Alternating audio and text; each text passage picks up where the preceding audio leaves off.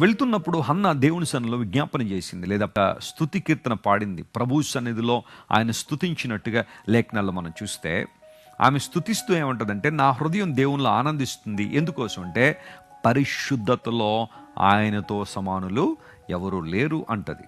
మీరు సమూయేలు మొదటి గ్రంథం 2వ అధ్యాయం చదివితే ఆ మాటలు నాకు ఉంటాయి.